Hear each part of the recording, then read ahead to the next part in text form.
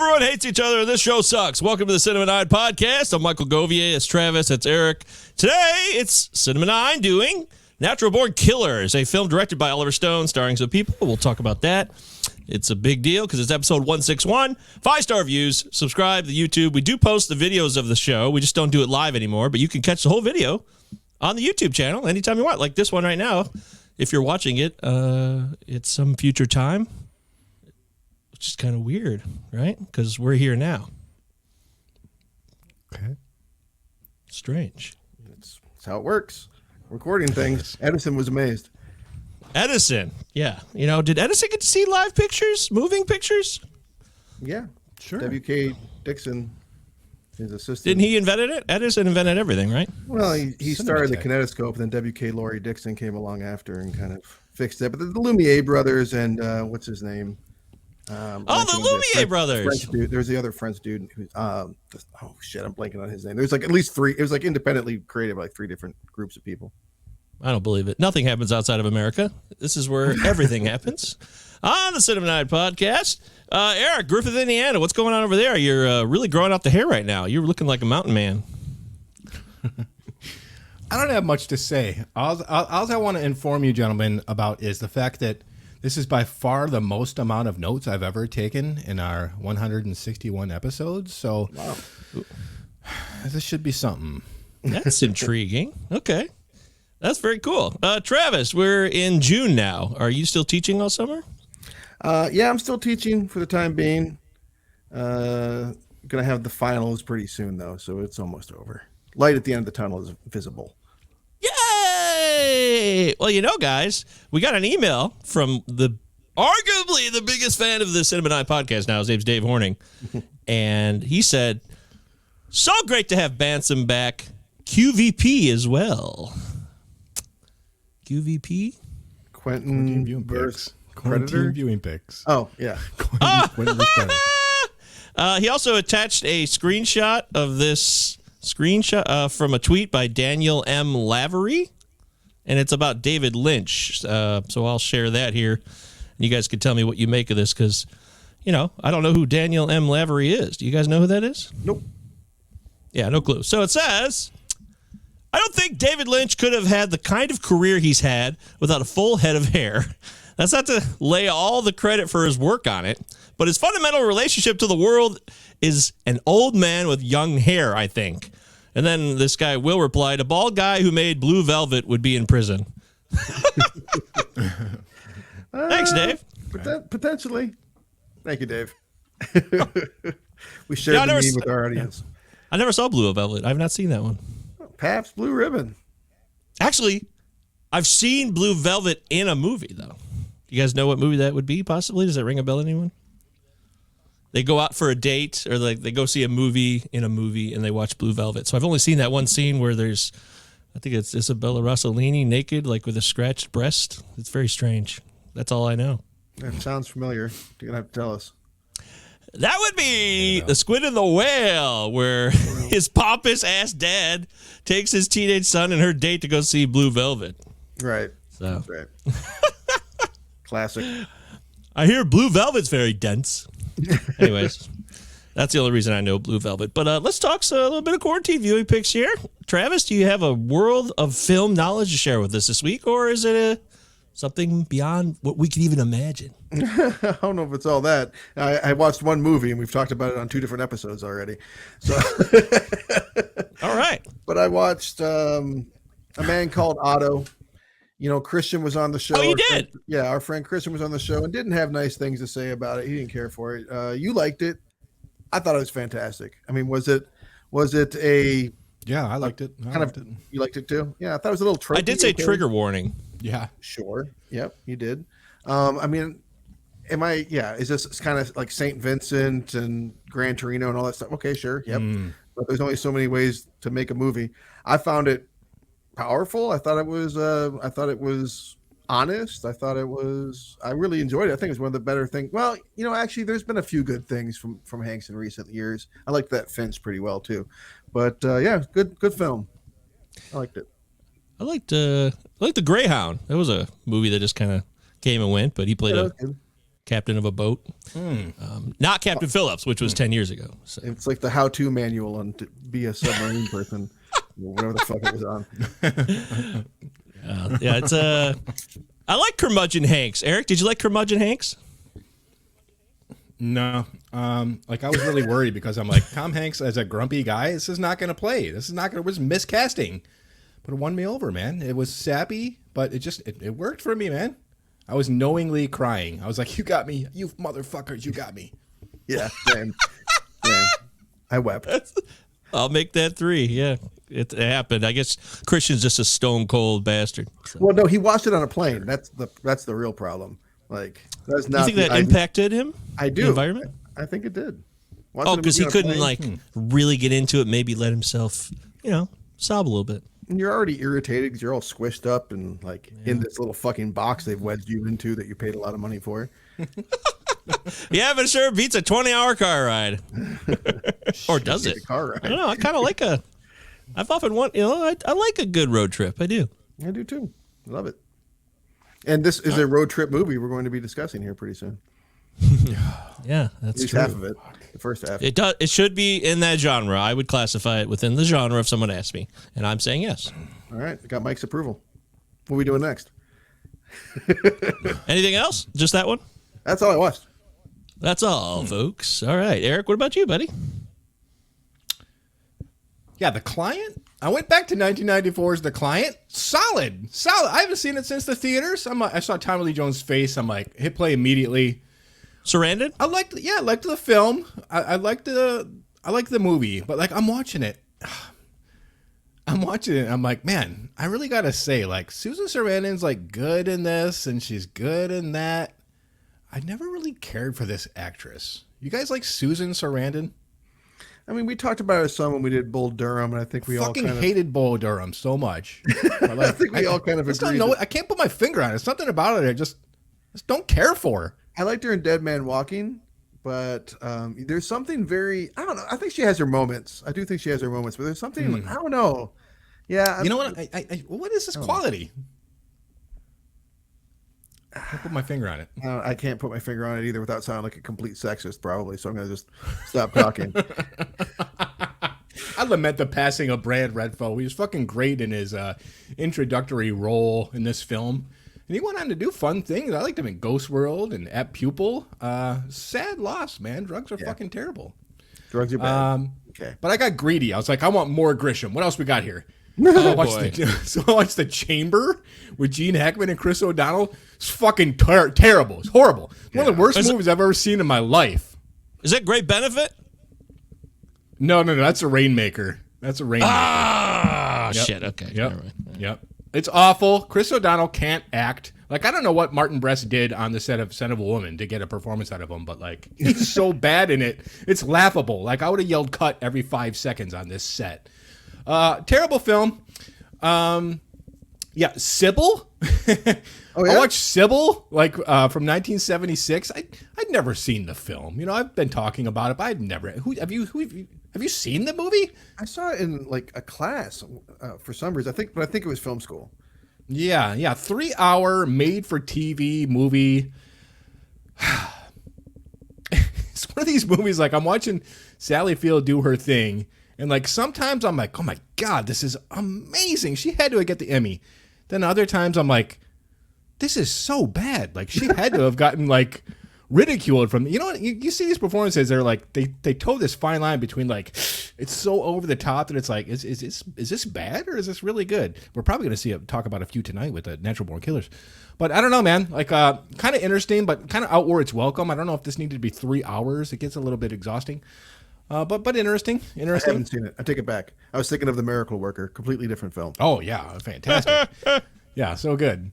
And then, dude, I'd never seen this film from 1980. When was this? 1990? I don't know. Ivan Reitman, Arnold Schwarzenegger, they re-team after twins for Kindergarten Cop. And I missed it. All these years, I never seen it. I never saw it either. Yeah, What? I know all the You're jokes about it. shitting me. No, I never watched it, but I've I've seen it so many times. Oh I've done the God. audio clips Are you where he's serious? been ripped Yeah. on and. Dude, Yeah. Who's your daddy? What does he do? Tumor, all this shit I knew about, but Well, they asked you a bunch of questions. And watched it. Yeah. Not so tough without your car, are you, bitch? Yeah. You say you've seen this many times, Travis? Because I saw it when it was brand new, and I had a copy in my house. So it's fucking terrible. I was 8. Leave me alone. It's so bad. Like the direction is piss poor. Like there's shots where I'm like, what the fuck is Ivan Reitman doing here? All the characters are dumb. It's like the dumbest villain I've ever seen in a movie. This douchebag with his ponytail and his mom like trying to get him to take more pharmaceutical. I don't know what the fuck the subplot is. The plot is fucking dumb. The romantic interest is terrible. It's not funny. There's not much action in it. It's like a kid's movie, and then the first 10 minutes, he's blowing people away with full body count, gratuitous Verhoeven blood squibs, and then it's this cute, cuddly family movie. What the fuck is this? Wow. It was the 80s. It's a different time. 1990, but yeah, it's the 80s still. You're right. It was in the 80s. Sucked. I'm in the 80s. But I love Arnold. I want to see that Netflix documentary. It always looks so shitty to me. Yeah, I heard the first episode sucks, but after that it'll get better. But yeah, Kindergarten Cop always seemed like this is stupid Arnold. It's not the Arnold I want. I want hardcore Arnold to the max. But I don't know. Maybe I'm wrong. Well, maybe I need to find out. He can be really funny. He's hilarious in Twins, but of course he is. The script was not funny. It was just stupid. I don't know. I love it when you get pissed about a movie. It's always funny. We should have a whole segment where Eric gets pissed about a movie. You're convinced your whole life that this is a classic, and then you go back and you're like, what is everyone talking about? This is fucking retarded. A classic? I don't know if anybody ever said that movie was a classic. Now let's pump the brakes a little bit. No, it was a movie. It's just one a lot of people saw. Right. Yeah, box office success versus a classic, I think, is people different. Saw it, I guess. All right. They saw it. That's it, though, man. Stay away. I'm actually really intrigued now. I feel like I might have to watch it. So I can form a final opinion here. Yeah, I don't know. I think I watched something. I definitely watched this movie that we're about to talk about, Natural Born Killers, which I'd never seen before. This is pretty wild for me because, I like Oliver Stone. I always have. So I'll talk about that as well. Did I watch something? And if I did, do I want to mention it? Now, I'm really kind of gun shy after the traffic thing, so I don't know if I want to make a mistake again. Don't want to make a mistake. I got nothing. Nope, nothing. Okay. Wait, what happened last night? Where are we? What year is it? Oh, I did watch Clerks 3 again. I really like watching that movie. I've watched that movie 50 times over the last 6 months since I finally saw it. It's like my bedtime movie. I just put it on every night. If I'm alone, I'm not with Leanne, when I'm on the road or whatever, I'm just watching that movie in bed like it's 2008 and I'm watching Strange Wilderness. It's very strange, but it's a comforting film. It's not the greatest film. I still think Clerks 2 is better, but I definitely enjoy Clerks 3. So. Great lullaby. Guy's family dies, then he dies. So yes, sir. About life. People die. What do you want? Yeah. Someone's going to die someday. Someone just died right now, probably somewhere. I bet. And we're going to miss them. Fairly well. Fairly well. All right. Well, let's get into it then. It's time to focus on Natural Born Killers, Eric's selection for this week. The movie's from 1994. Now, directed by Oliver Stone, who, has directed a lot of movies over the years. Wall Street and Platoon and JFK, yada, yada, yada. So he's coming off JFK for this one. But this is what I thought. I think maybe I did know this and I forgot it because I always locked in on the True Romance part. But this is a Quentin Tarantino story, right? Story. Yeah. Not the script. They took his script and then gave him story credit and then did whatever the fuck they wanted. So who else knows more about this? Because I want to hear about it. I figure Eric would have a bunch of information about this. I assume you mean me and Travis stop talking. Eric, fill us in on what you thought. No, I mean, what else is there? Because it's his script. He sold it to him, or then he was like, I didn't like it. Yeah, he sold, it was the first, he wrote True Romance, then he wrote this, but he became disinterested in directing it. So he basically sold it with no intentions of making it. So Oliver Stone and company kind of had free reign to do with it what they wanted to. It wasn't a collaborative process. So Stone took the elements that he liked from it and then took two other guys to craft a screenplay, revised an existing screenplay into one of his own liking with other things to his taste.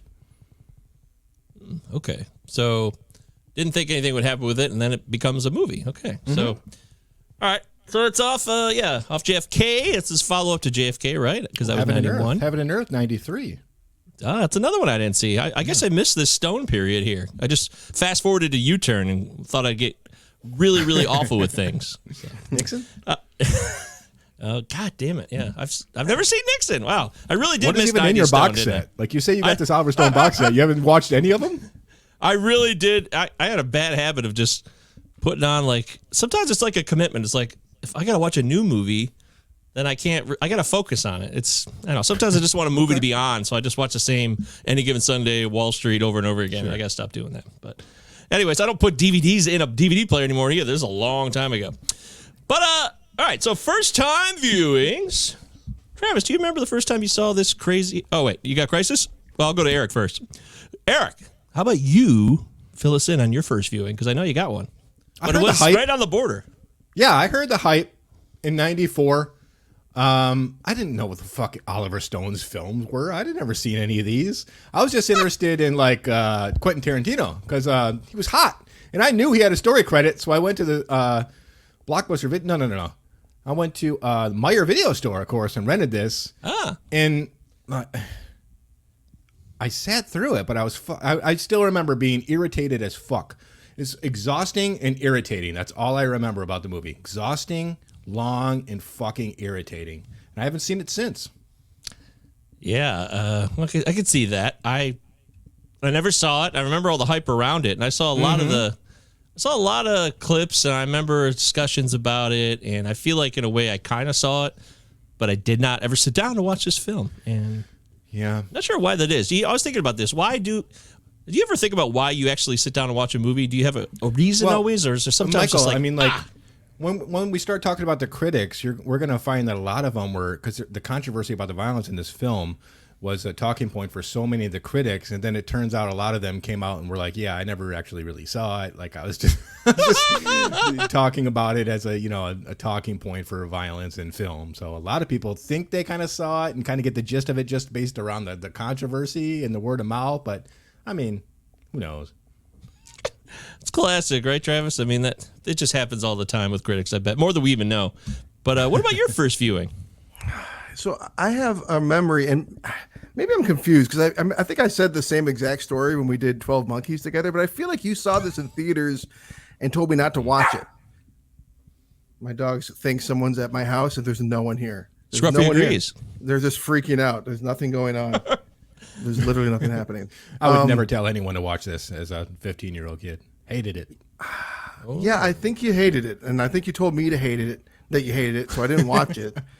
And I didn't watch it for a long time because you said it was bad, and then I did watch it like a long time in that era, so I watched it like maybe a few months later or something, and I loved it. I went nuts with it and watched it repeatedly over and over again and owned it and all that kind of stuff. But then I have not seen it for a long time. But I would tell you easily, you guys know how I feel about Oliver Stone. I think he's a turd, and this is your opinion now. This has been my opinion. I've not been a fan of his films for most of my life. I thought Platoon was okay, and I liked this quite a bit. I mean, I'd say I loved this for a while, but most of his other. But yeah, this is pretty much it for me and him. That's funny, man, because to me, this is like the most Oliver Stone movie there ever was, man. So many of his fucking Oliver Stone avant-garde wannabe quick clip weirdo shit at an all-time high. I mean, this blows JFK out of the water, blows everything else out of the water, man. This is absolutely the high water mark. You're right. That's what I don't like. I've enjoyed Oliver Stone's work over the years, but I loathe that shit. I just loathe it. I think it worked for this story. Yeah. And I think that he does it most of the time when it makes no fucking sense at all. And it doesn't always make sense here. There's literally a moment in this movie where the word ants gets said. So we see ants on screen. It's like, dude, we know what ants are. Thank you. Oh, dude. The editor's on like 2 hours of sleep. You seriously want me to put this fucking clip of the ants in? I want to go to bed. We totally pillaged the video for digging in the dirt, but I guess we can see what else we can come up with. This could have been the height of Oliver Stone's cocaine paranoia, but we don't know that for sure. I do know that even in a football movie like Any Given Sunday, 5 years after Natural Born Killers was made, he still put weirdo clips in a football movie of like ghosts in the stands and shit. So he just, I mean, like, just I think I never like stops. that one too. Actually, it's been a while. Yeah, Jesus. not bad. Maybe I like more of his stuff than I realize. All right, so the IMDb rating for this one, boys. I can't wait to guess because I really don't have a clue, and I want to try to get it right. I'm going to say 7-1. 6-8. I'm going to say this cracks 7 for sure, and it might be more well-respected, even if... Yeah, I would say it's a 7.5. I'm going to go 7.5. It is 7.2. Very good, 7.1. Wow. Nice shot. What they call me. 7. That's what they call them. 242,000 reviews. That's a solid number. That means a lot of people have at least checked it out. And popularity is waning as of right now on IMDb, down 207 spots for Natural Born Killers. I don't know why. Yeah. How about this, though? So as Eric alluded to, a lot of critics admitted later that they didn't actually see the movie. They just joined the bandwagon of the violence critique, and it's a 48%. 48% for the critics. This is it's one of the bigger splats we've had on the show, I think, lately that I can remember. I don't remember this being a bomb. I thought people liked it, but then again, I was 14, 15 years old. That's what's crazy. The audience gives it an 81%. Yeah. So this is a huge divide. Yeah, Siskel and Ebert loved it. I just watched the review earlier. Also, I've been on that kick like you did. I hours and hours of Siskel and Ebert the past week, Michael. It's fantastic. I guess I'll have to do it next. There's one I actually queued up. I didn't have time to watch today. I just saw it. And I saved it so I could watch it later. They review Hard 8. I'm like, oh, I got to see this one. Yeah, I want to see it. They reviewed this, and then they immediately went into Blank Man review. They both liked it. Blank Man? They like Blank Man? I love Blank Man. That's funny. Underrated. It was good, at least a long time ago. Critical review. Well, I don't know if we could believe these or not, but we'll read them anyways. No. Anybody? Oh, Ken Hankey from the Mountain Express in Asheville, North Carolina. Flashy, loathsome, and utterly empty. Splat. It's a splat for Frank. For Ken Hankey, it's a splat, guys. Sorry. Okay. Mr. Hankey didn't like it. Hankey, no good for Hankey. Peter Travers, a Rolling Stone, said, "This is one of my all-time favorite movies." Whoa. And it put Oliver Stone on my list of best directors ever, right along with Stanley Kubrick. Woo! Peter Travers said that? Wow. He absolutely did in May of 2001. He didn't see the film. That's all you can conclude, huh? I had to. He's gonna make a legendary. He's gonna make such a bold statement like that, and he didn't see it. That'd be perfect, actually. Hey, Desson Thompson. All right. No shit. This is another early Desson Thompson, like not late 90s, or because this was that last week we had him for that, or 2 weeks ago? So this, I don't know. My life's a blur. we've been doing what we did. Yeah, the player. So. Welcome to Natural Born Killers, Stone's empty, manic meditation on society's glorification of violence and the ugly heroes it loves to hate. Yeah, okay. You didn't like it. Bit injured. Roger Ebert said, "Seeing this movie once, not enough. Oh, boy. The first time is for the visceral experience. The second time is for the meaning. So you got to watch this movie twice, apparently. Wow, okay. What? Anybody else feel they had to watch it again after they finished? Yeah, I definitely watched it over and over again when I was a The kid. meaning hits you over the head. We get it. Media causes violence in some cases. Like, Well, TV, right? It's so like all about TV. How many old-timey 50s, 60s TV clips are just thrown into this film? 50? There's a moment in the film where Woody's looking at the TV going, "Stupid fucking movies," and it's a Oliver Stone picture, the Scarface that he wrote the screenplay for. Yes! You're right. Yes! No, you're right. I'm glad you remember that because I wanted to mention that. Well done. Kicking himself, maybe. Obviously. Well, that made me think when I saw that part of the movie, Travis, it made me think that, Quentin Tarantino had the story here that Oliver Stone directed, but with Scarface, it was a Oliver Stone story that Brian De Palma directed. I just thought that was an interesting interweaving of Hollywood people. But this is all about, to me, it's about television. And I have to admit, I actually felt this towards the end there when they show the actual clips of real things that were going on with the Menendez brothers, the Waco tragedy. I was like, what? And you're just like flipping through the channels. Like, those are real, especially the Waco one. It's like, that's real violence. That's real murder. It's like, it's a little bit more on the nose than maybe I thought. Maybe not in the way I would have done it, but it did hit me a bit like, yeah, you could be flipping through and this would just be another thing you'd fucking hear about in 1994. That's right, Scruffy. That's right, Scruffy. You said it here. Yeah, man. I hear that for sure.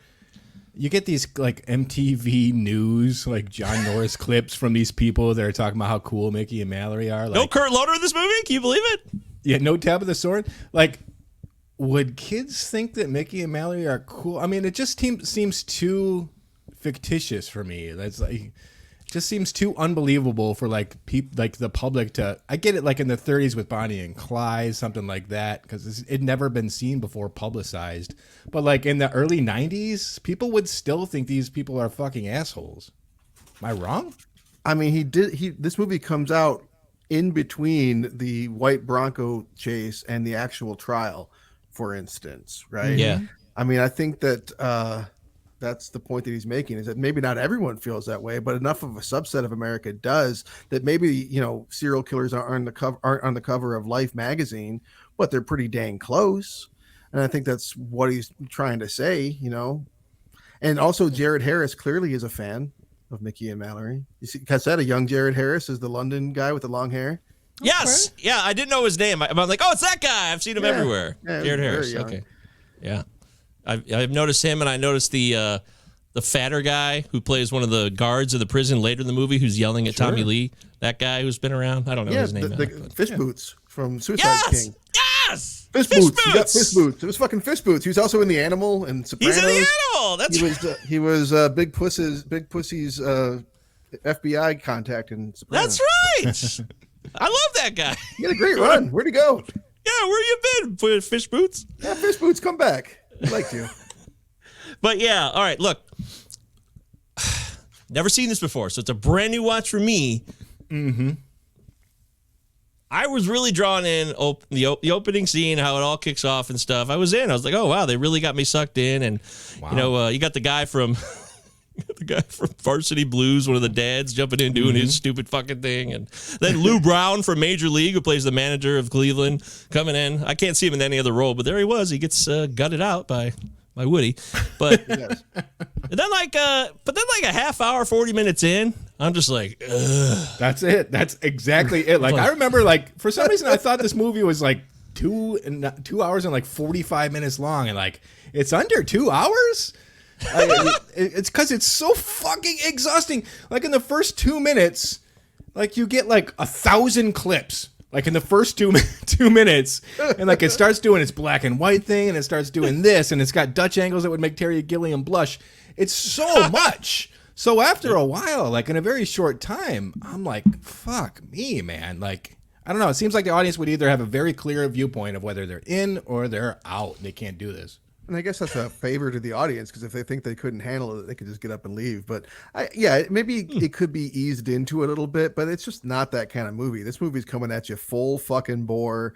We're going to kill a real scorpion. We're going to have blood reds, gel over the fucking camera or whatever's going on there right at the get-go, and just let you know that this is going to be a carnival ride. This is going to be wacky, and prepare yourself. Violent and wacky and all over the fucking place. Oh, okay. Couple of things. First off, there's music under this movie almost the whole time. Yeah. I think like the first time I didn't notice any music is when first time you see Wayne Gale played by Robert Downey Jr. when they're in the news office like looking at clips. There's no music under there. I'm like, oh my God, there's no music underneath this right now, which was blowing my mind. A lot of good music though, Maniacs. I will say. Cohen. Starts with Cohen. Yeah, it does start with Cohen. Yeah, you got the Mazzy Star, which is a classic. So there's a lot of good music. I got no beef with the music. But then you talk wacky, Travis. Holy shit.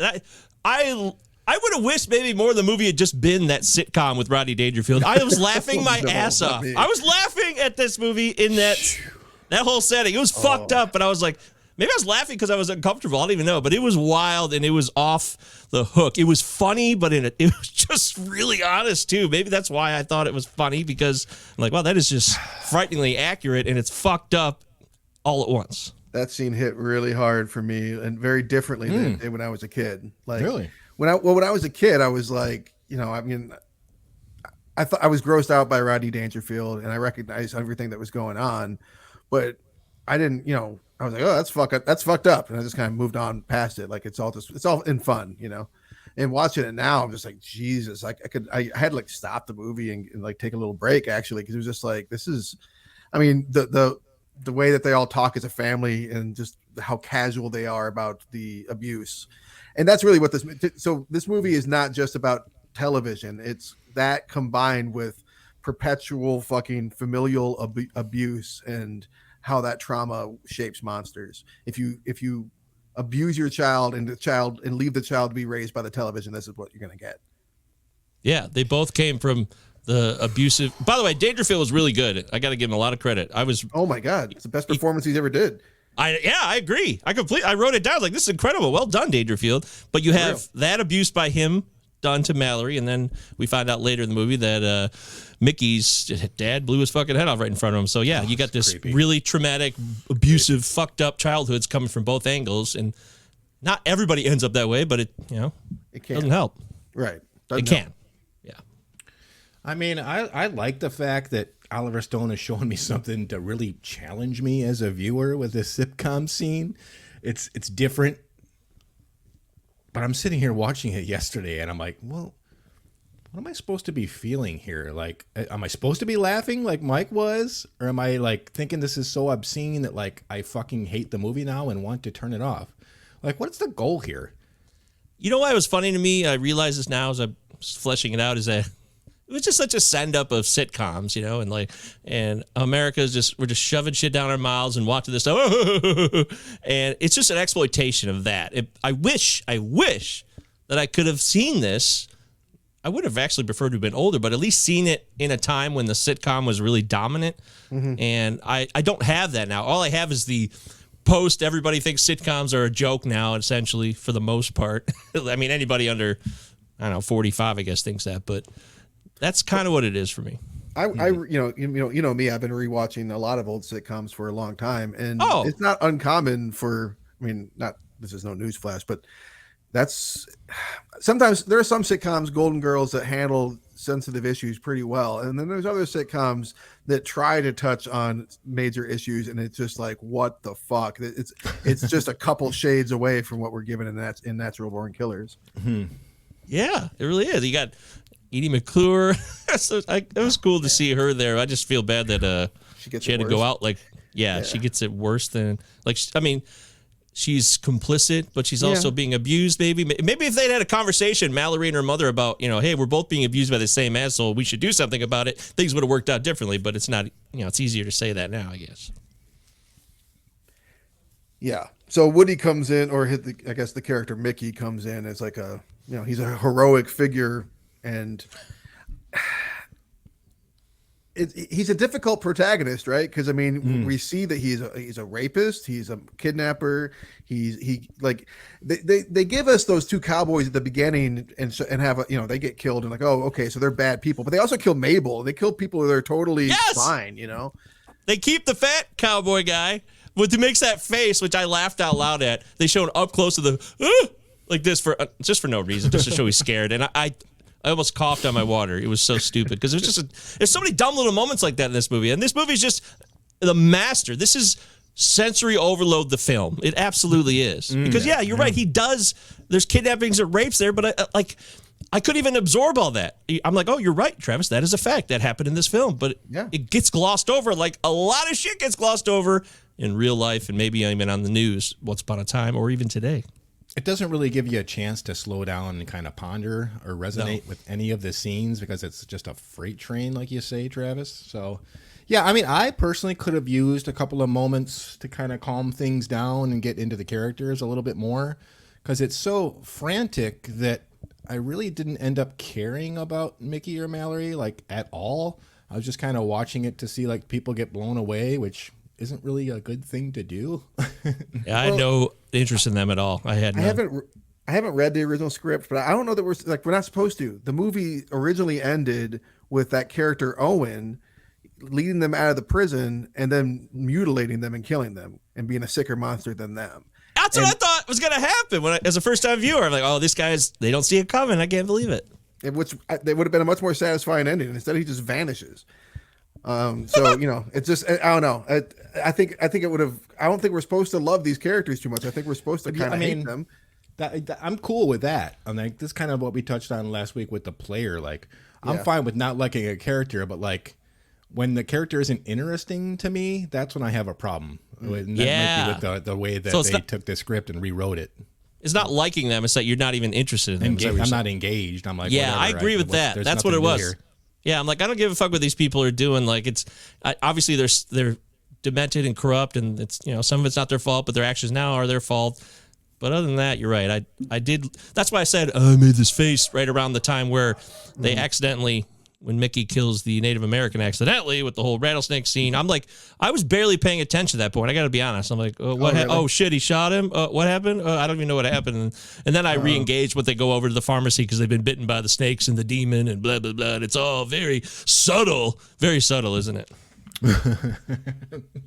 I actually really love that scene with the I mean, not the story that's being told like that the American Indian is telling. I'm a snake, you bitch.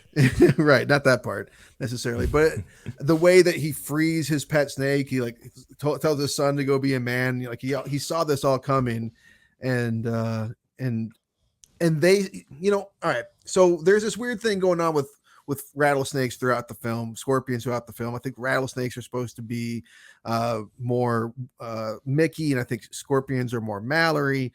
And Woody or Mickey's character is kind of fucking things up, and he fucks things up by killing the American Indian, and that's why they get attacked. They're getting attacked by rattlesnakes, which represent like his demons more, I think.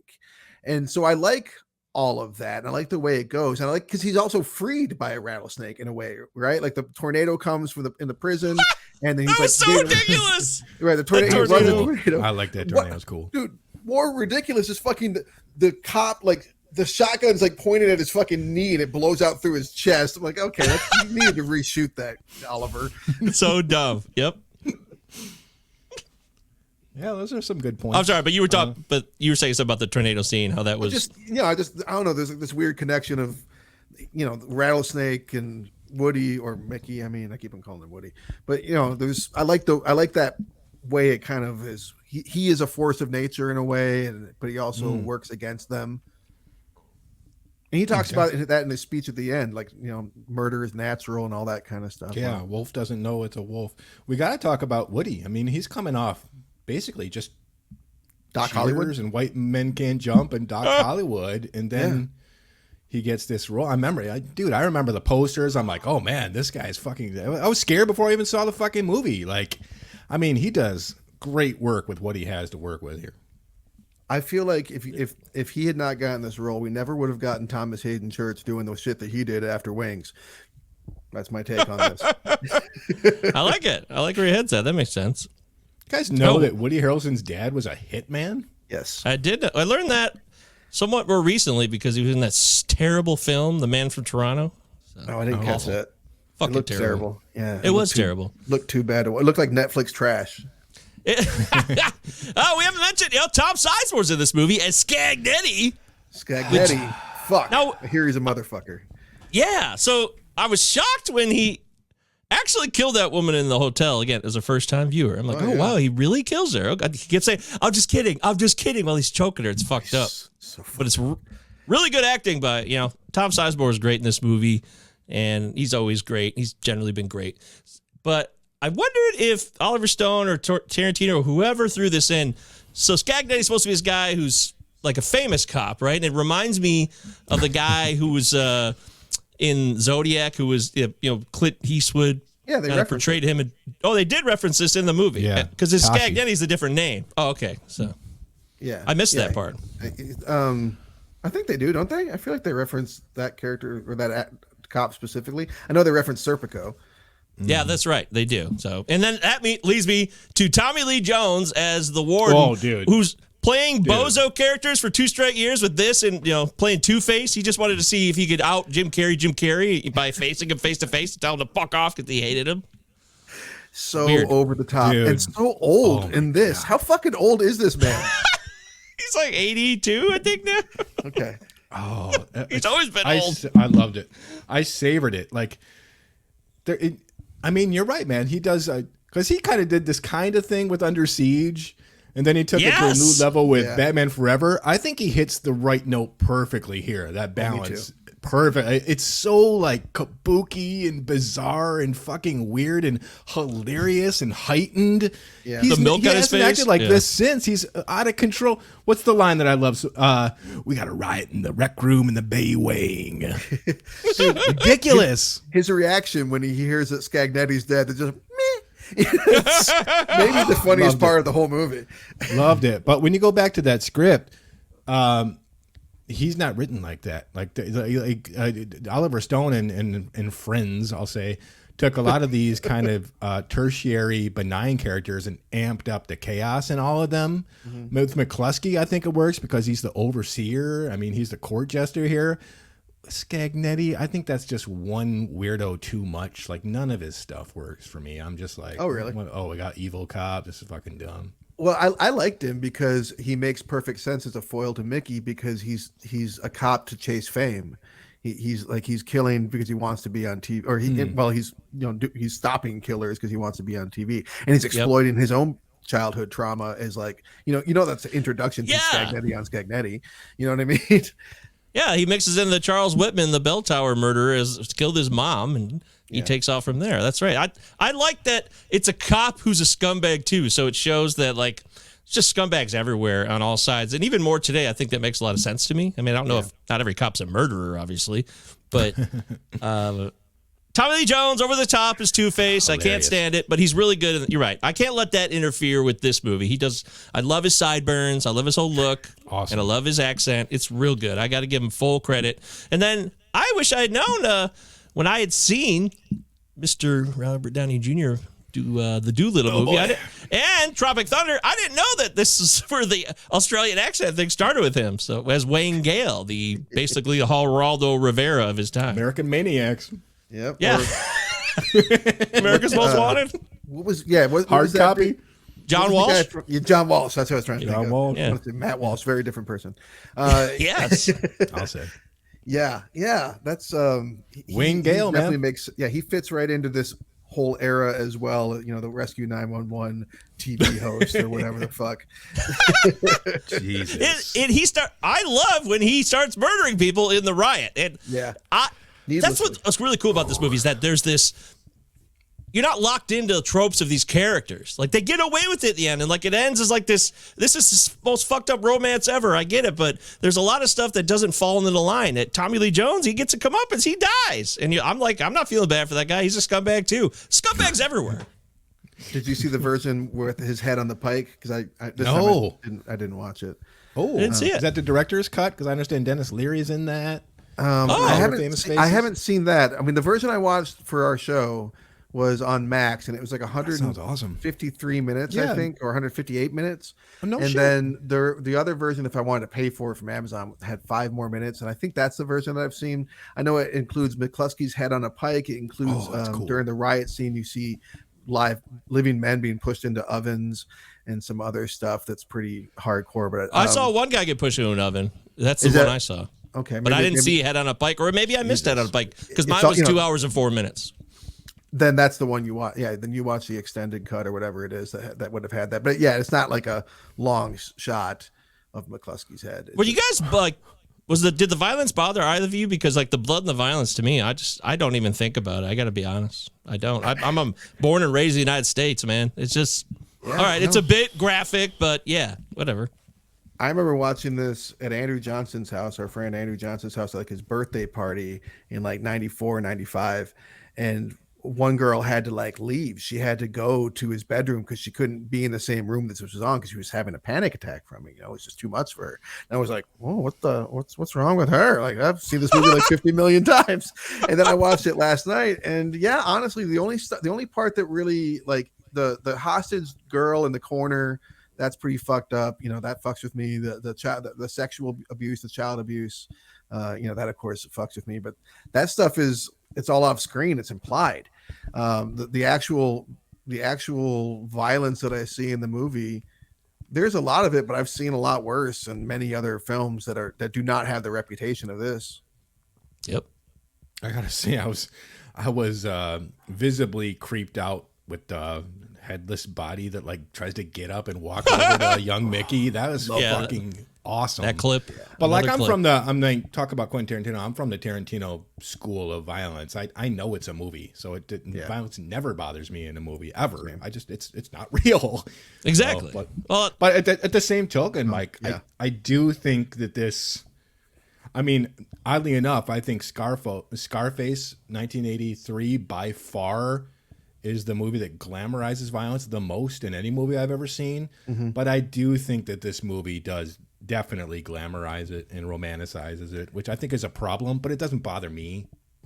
Yeah, it does seem to be like that's the critique that's being made, right? And then the movie itself feeds into being exactly what's supposedly being critiqued. There's this line towards the end of the film, like right before Mickey kills Wayne Gale, where he says it's a statement. I'm not exactly sure what it means, but that's right. What it's saying, and that's like, okay, so you've just summarized your movie.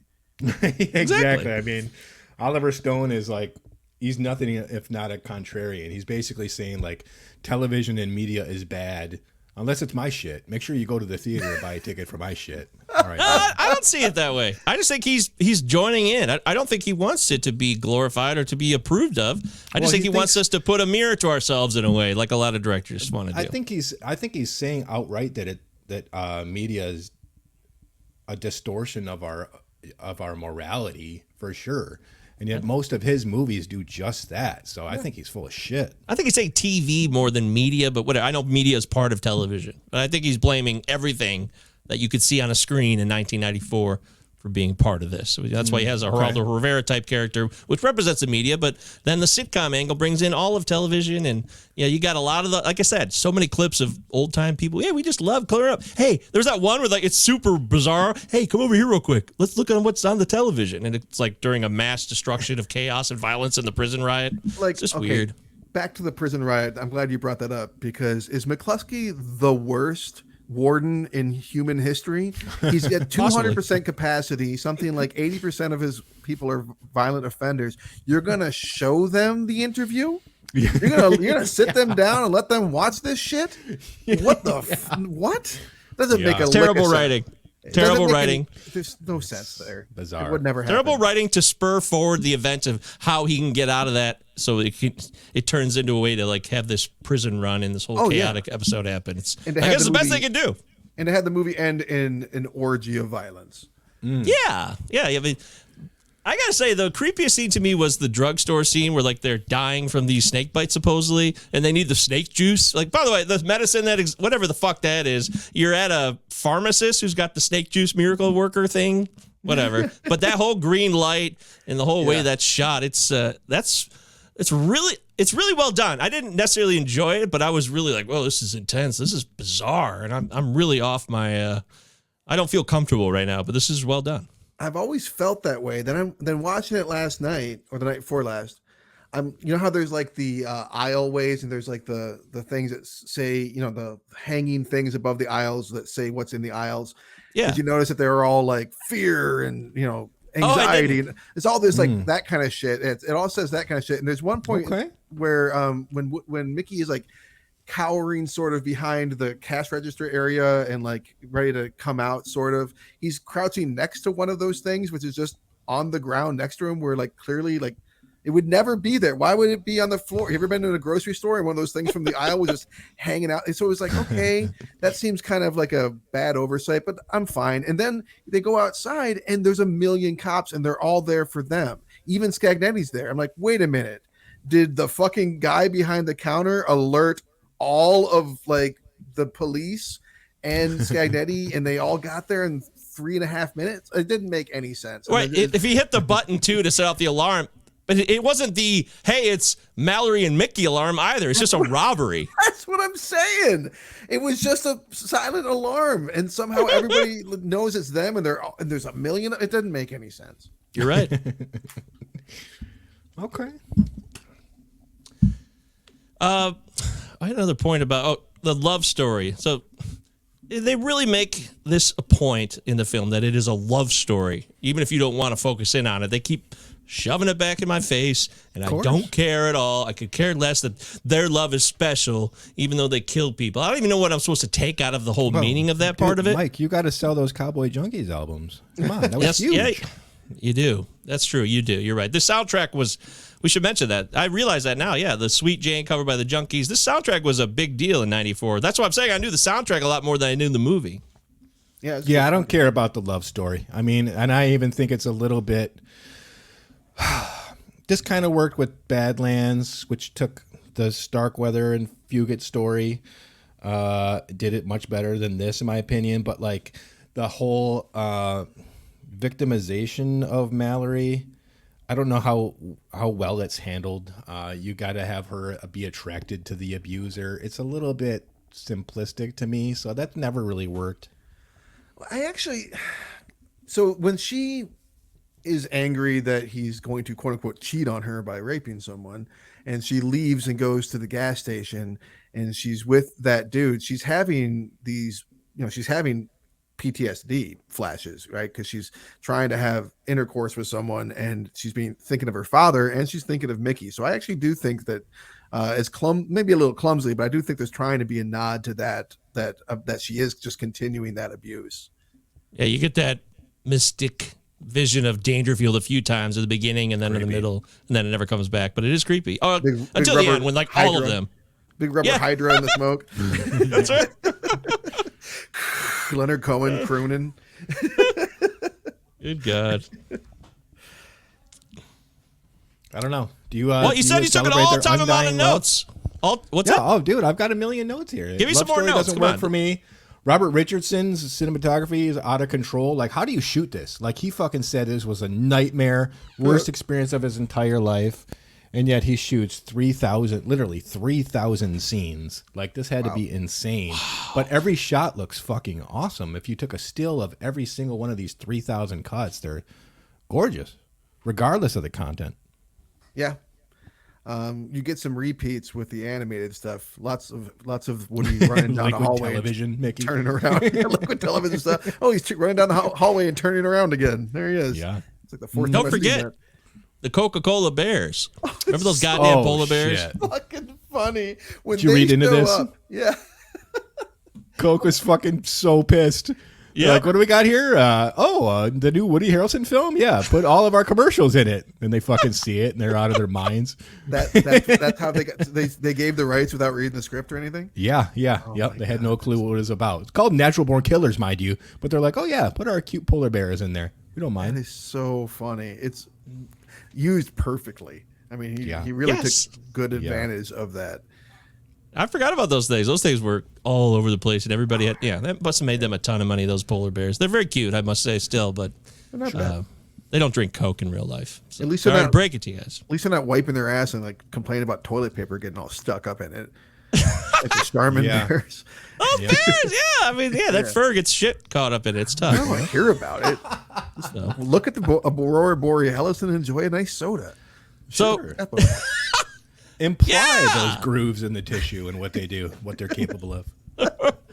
So Oliver Stone said that he always maintained this film as a satire on how serial killers are adored by the media for their awful actions. And those who claim that violence in the movie itself is a cause of societal violence have missed the point entirely. I mean, of course he's going to say that. Yeah. He says that in 94, and like it always reminds me of A Clockwork Orange, because like literally Britain pulled that film out of theaters. They just yanked it out of theaters, and you couldn't see it anymore in Britain after like 2 weeks into the release. And Kubrick was down for it. He's like, yeah, go ahead and pull it. He like saw all the points. I'm no fan of censorship, but like when it did incite violence in Britain, that film Clockwork Orange, and Kubrick was down. He gave it up to them. And for Stone to just sit back and be like, oh, this has got nothing to do with anything, and that, literally people did go out. A couple people did go out and kill some people after watching this movie, and there was a huge lawsuit that ended up getting appealed. Grisham was on board; he was attached to it, and that ended up getting thrown out. But I mean, the case has been made in the Supreme Court, and it's been tossed out that movies are entertainment and they are not responsible for inciting violence. Yeah, I thought about litigiously. I admit I thought about towards the end of the film. I thought about like Columbine would be 5 years later, and I just thought about it for a second. I'm like, well, if you saw this and this influenced somebody, I guess it's possible. But I mean, just the day-to-day violence that exists just by watching the news or just seeing it on basic cable or basic television over rabbit ears back in the 80s or even the 70s, it's just all over the place. So whatever. This is no more than anything else. It's not. Okay. Also, Trent Reznor produced the soundtrack. We should mention that. Oh, that's where we get something I can never have twice. Yeah. Okay. I felt like I heard a lot of... It's used well. Yeah, it was. I completely agree. I thought I heard that in there. Yep. Any other notes from your massive notes, Eric? Nah. I mean... Nah. I did write, like, as soon as it opens and, like, the big Warner Brothers logo comes up, I did have to laugh. I mean, this is such a weird time for movies when Warner Brothers would release this, like all the shit that's in this, and you got this major studio that would release this, and then at that probably that very weekend they'd probably release like fucking like Lord knows what Gummy Bears movie or whatever the fuck. It's just Little Giants. Interesting the way things were, back then. But yeah, I'm ready to wrap it up. Oh, Mark Harmon does the dramatized version of Woody Harrelson. And I was like, it's Mark fucking Harmon blowing people away. This is hilarious. That half a second of where it's like a Polaroid freeze frame and then just why? But okay, it looks awesome. It's exactly Mark Harmon would be the person used to like. He's not Woody Harrelson. It was perfect to me in the that part of the movie is so weird too because we're watching a TV show within the movie, but then it becomes the movie. Because like the cop is like really chasing him and like, yo, motherfucker, and all this shit, and you're like, okay, this is like now it's so up its own ass, but it works. Yeah, he blows away the bronze. I think they should have started the movie with that episode of American Maniacs because I kind of sat up in my chair once that started because I was kind of drifting off a little bit like you were, Michael. But I think it really picks up when it starts to do that. Yeah, I started to drift off after the mushrooms, so. I don't know what the fuck is real anymore because you got so many flashes of bullshit from Oliver Stone, the director, and then they're taking mushrooms. So is that a license to be even more ridiculous? But it wouldn't matter because he was already being super hallucinogenic for the first 25 minutes of the movie. It's pointless. It had no impact on the style of the film whatsoever. I couldn't notice it except for like one point Woody throws up and his face goes, and that's about it. Yeah, his and Wayne Gale. That happens twice in the movies. Right before Wayne Gale dies, his face does, or actually while he's being shot to death violently. So yeah. What's the cocaine budget on this film? Ooh, mama. 1994, Oliver Stone. RDJ, Ollie Stone. Woody Harrelson. I mean, Tom Sizemore. I know he's known for weed, but I'm sure Woody would have some fun. Yeah, loves the party. Someone did drugs on set. Can we wait? Well, I just want to mention this because I don't feel like we talked about it enough. What about Juliette Lewis in this movie? Are we? Because we didn't really bring it up. Does that say something about that or no? I mean, I think that this was definitely it came at a good point in her career. I think that she was maybe flagging a little bit, and then they kind of helped her bounce back. So I think it helped her the way it helped Woody. I think that she is. It's hard to imagine anyone else in either of these roles. I think that she was pretty dead on as Mallory. I think that she got that character and sold it throughout. But I think she is also a little outshined by Woody myself. Yeah, I mean, at this point, she had already kind of done like the vulnerable weirdo girl like 3 times, California, Gilbert Grape, Fear, and Gilbert Grape. So it's kind of an obvious choice. Yeah, that's true. I don't think everybody wanted to. Maybe I don't know this. Yeah, Woody wasn't. But maybe not everybody was dying to play this role either. Or maybe they were. But it seems like it. Like, well, Juliette Lewis is down, and we want somebody who. I mean, Juliette Lewis. I mean, she's not like a not attractive woman. She's a finely attractive woman. But they're looking for somebody here who's got an edge and is gritty in a way, I guess. Where you're like, okay. And my shit's been fucked up. I've been totally exploited and abused. It's awful, and now I'm pissed. And she also I say she knew how to handle a gun, and I thought that to be believable. That she would kick. The only thing I didn't find to be believable was her literally kicking ass, like doing all this borderline kung fu shit. That's where I'm like, okay, well, 90 pounds. I mean, what? Yeah, I mean, come on now. I mean, it's not about men versus women. It's just about a reality of a very small person. That's why we have weight divisions in like boxing and shit. You wouldn't have a 135-pound guy versus a 210-pound guy. That's why there's weight classes. So I do like the way she just goes for it with that guy, though. Just beats him to death with her bare hands. Sure does. No Sorry, regrets. but Oliver Stone did send her to 6 weeks of kickboxing training, so maybe it was she just had the right moves and it worked. Yeah, that is true. I mean, if you're trained right, and I mean, I don't know shit about martial arts and whatnot, but you can be pretty effective as a smaller person. I still think that tornado was stupid. That was the dumbest tornado I've ever seen in a movie. I love that shot when it finally goes to color and it's all awesome. far back. Why would these guys be ringing horse? Yeah. Okay, well, it's stupid. They're prisoners. Why are they wrangling horses? It's fucking dumb. Whatever. That's what really bothers. The whole thing bothers me. That whole scene. No cuffs, just a couple shotguns and like. Exactly. Every time he's got to go, Mickey's got to get moving. We'll make sure we don't have cuffs on him, and there's an easy way for him to get out. So a tornado or a riot, that's what it takes. That's what it takes. So. Also, sit back and let a mass murderer crack a long-ass joke, like while you laugh your ass off at I it. know. What was that? It's fucking dumb. It's so stupid. Dude, great use so dumb. Great use of bomb track, though, when that kicks in, when he starts shooting everybody. It's fucking awesome. I thought of that because I'm like, oh my God, Rage Against the Machine in a movie outside of the Godzilla, which was part of the soundtrack. But, yeah, that was trash. But that was cool. I was like, oh, okay, yeah, all right. But that was dumb. This guy's a fucking all-time murderer who's having a live interview after the Super Bowl. That's how big a murderer this guy is. And it's just, yuck. Well, but they're all charmed by him. He's a star. He is a star.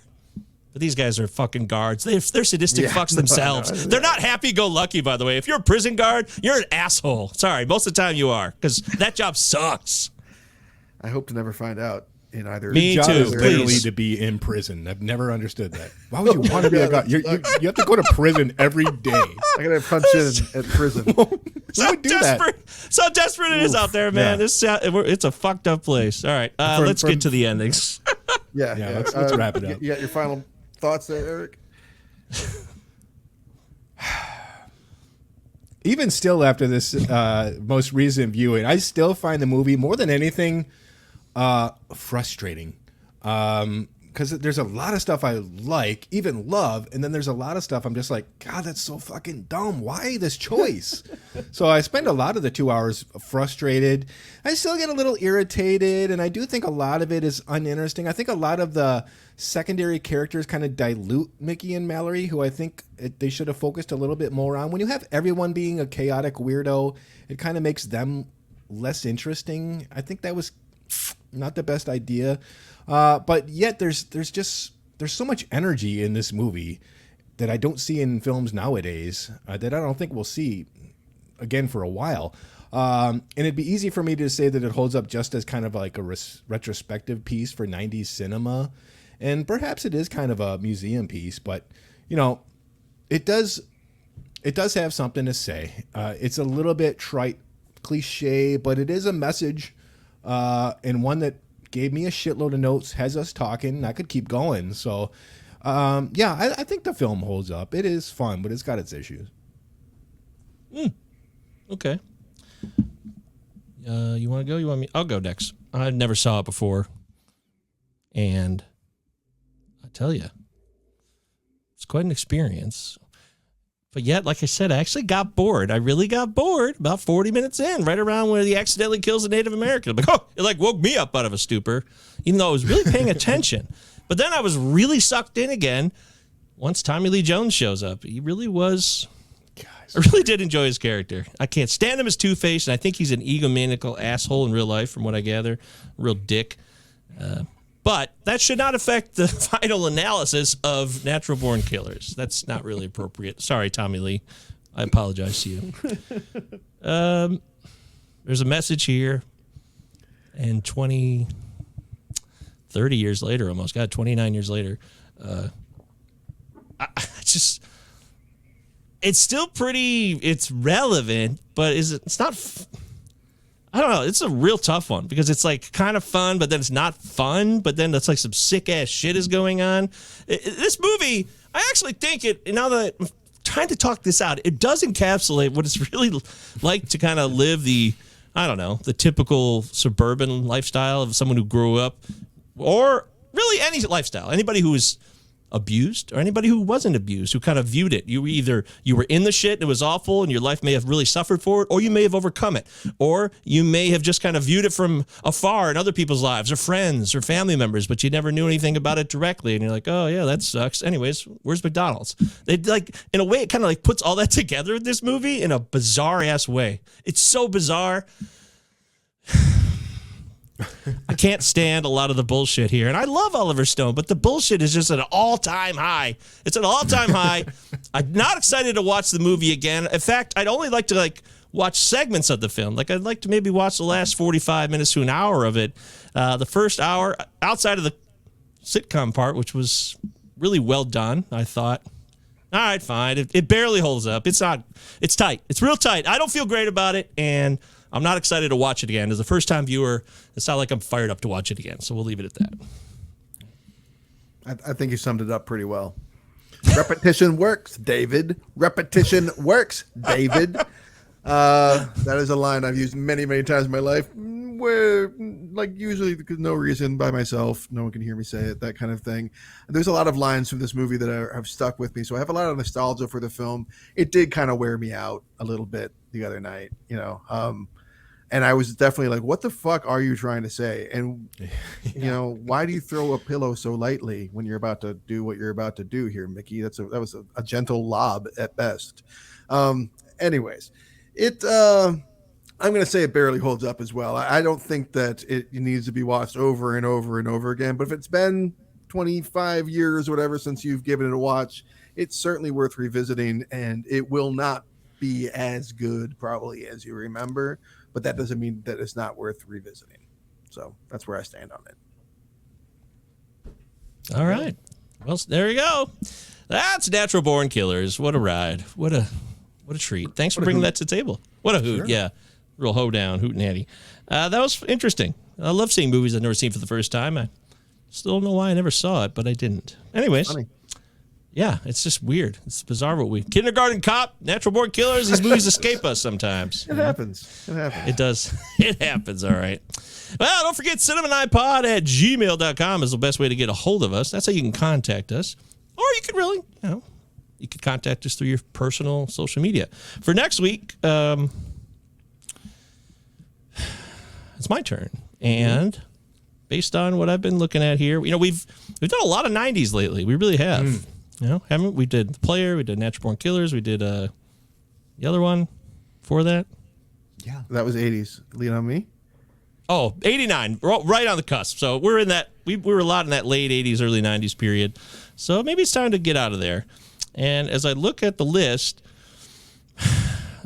there's a lot of ways to go with this, but I think what we're going to do is I want to do a movie I've never seen again. So we're going to end up staying in the era. I didn't mean for it to happen, but it works out. We're going to be in 1993. We'll go back 1 year. Oh, wow. And we will take on controversial film that I've heard a lot about when I was a kid, but never saw it. The Crying Game by Neil Jordan. Oh, fuck me. Awesome. The Crying Game. Never saw it. Kill your own kind. Yes. Stephen Ray. Woohoo. The Crying Game. Yeah. It's been a while.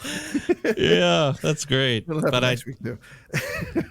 I just, everybody talked about the dick and it was exploited. I know that now. I already know that. I know that it was a kid, but I never saw the movie because I want to see the movie and who cares about that part? Sure. So. Good call. Excited to revisit it. It's been a long time. All right, cool. You guys have both seen this though.